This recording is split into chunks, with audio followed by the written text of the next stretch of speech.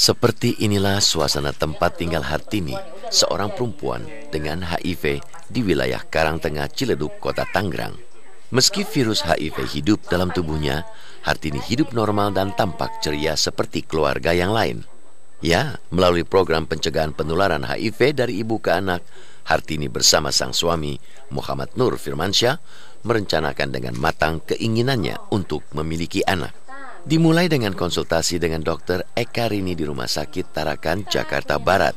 Hartini akhirnya bisa melahirkan normal di Puskesmas Sawah Besar dan menyusui anaknya dengan ASI. Memang itu tadi, sebenarnya aku tadinya memang di 2012 aku pengen hamil. Tapi waktu itu nggak punya keputusan untuk ASI. Hanya aku kalau hamil, aku pengennya normal. Melahirkannya normal, nggak mau sesar gitu. Jadi aku sempat tanya sama dokter, dok, sebenarnya berisiko mana sih bagi aku yang udah berisiko normal atau sesar gitu. Sebenarnya kalau dia tanya, kamu anak 1, 2, 3 normal? Normal. Apalagi kamu anak keempat, aku yakin nggak akan ada persalinan yang lama. Jadi sebenarnya berisikoan sesar karena perlukaan disengaja, kata dokter gitu. Kalau bagi kamu normal, mau bisa normal, normal. Jadi aku tuh bertekadnya, kalau aku hamil, aku mau melahirkan normal. Nah ini juga aku bicarakan sama Firman. Nabi, nanti kalau aku hamil, aku maunya normal. Iya, aku juga maunya normal, kata dia. Dia harapannya anaknya bisa lahir dengan normal tanpa sesar gitu. Aku bawa ke dokter, aku kenalin, dok, ini suami saya, dia negatif. Wah, bagus dong, katanya gitu. Iya dok, saya mau nanti begitu menikah, saya mau langsung punya anak. Gimana ya dok? Viral load kamu berapa? Karena saya tahu dokter banyak pasiennya, jadi dia nanya lagi, padahal dia itu pertanyaan yang kesekian kali kan. Viral saya udah undetected dok, 3 tahun berturut-turut. Ya sudah, lepas kondom masa subur, kata beliau gitu.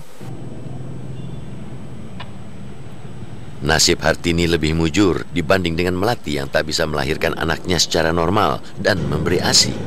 Ya, Hartini dapat melahirkan secara normal di Puskesmas Sawah Besar yang fasilitas kesehatannya mungkin tak selengkap Rumah Sakit Fatmawati tempat Melati melahirkan.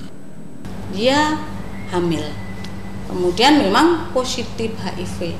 Nah, petugas bidan kami mulai sejak hamil dipantau sampai hamil besar dan akhirnya melahirkan. Dan kita harus juga rangkul mereka, tidak kita singkirkan. Akhirnya dia bisa melahirkan secara normal? Bisa, normal. Bagaimana ceritanya itu Bu? Kok bisa normal gitu Bu? Padahal dia HIV? Ya, jadi kita layani aja. Ya, saatnya, waktunya dia waktu mau lahiran ya kita tolong aja pakai sarung tangan, kita juga alat pelindung diri kita pakai ya, termasuk kacamata dan sebagainya. Artinya ya semacam persalinan normal pada umumnya? Normal seperti biasa. Kalau rumah sakit cenderung akan mengambil mana yang lebih aman atau mana yang resikonya lebih kecil. Kalau kita dijadikan 2 pilihan, artinya kalau di puskesmas ya nggak ada pilihan. Kalau memang CD4 bagus ini ya udah dia lakukanlah yang ada. Itu tadi ada 3 faktor yang disebutkan di dalam Permenkes. Kenapa harus dilakukan, boleh dilakukan secara persalinan biasa. Itu satu tadi kan mengenai sarananya sendiri. Nggak semua di tempat fasilitas kesehatan punya. Main aman. Bisa jadi inilah alibi Rumah Sakit Fatmawati untuk menangani orang dengan HIV yang akan melahirkan. Apakah pasien sudah memenuhi syarat program PPIA atau tidak? Pokoknya langsung bedah, kecuali pecah ketuban. Kalau normal, benar-benar normal, mestinya nggak ke Fatmawati, kan itu kan rujukan. Milik tersier, itu mungkin itu sebabnya. Sebabnya ditolak? Iya, barangkali, saya kan nggak tahu nih. Kalau benar-benar nggak boleh, kalau setahu saya, kalau normal benar-benar, di Puskesmas Ponet juga boleh, Rumah Sakit Tipe B juga boleh. Fatmawati kelas A.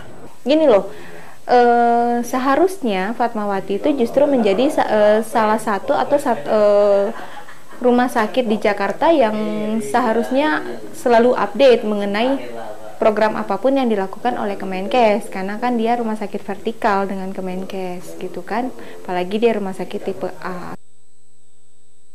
Ada ribuan rumah sakit di Indonesia. Orang yang hidup dengan virus HIV/AIDS juga menyebar seantero Nusantara. Yang menjadi pertanyaan, apakah semua rumah sakit sudah paham bagaimana memperlakukan pasien seperti ini? Jadi kalau rumah sakit itu dia akan sangat ahli menangani persoalan-persoalan patologis. Untuk melakukan sesar, dia siap sekali untuk melakukan apa. Tapi untuk melakukan persalinan normal, mungkin malahan kurang siap. Saya akan berikhtiar dengan sungguh-sungguh supaya saya tidak terpengaruh oleh pertimbangan keagamaan, kebangsaan, kesukuan, politik, kepartaian, atau kedudukan sosial. Saya akan menghormati setiap hidup insani mulai dari saat pembuahan. Sekalipun diancam, saya tidak akan mempergunakan pengetahuan kedokteran saya untuk sesuatu yang bertentangan dengan hukum peri kemanusiaan. Inilah beberapa bunyi sumpah dokter Indonesia. Namun faktanya masih saja ada beberapa dokter dan juga rumah sakit yang tak menghayati sumpahnya. Ingat, sumpah Anda mempertaruhkan kehormatan diri Anda sendiri. Saya Andini Effendi bersama tim Realitas. Sampai jumpa.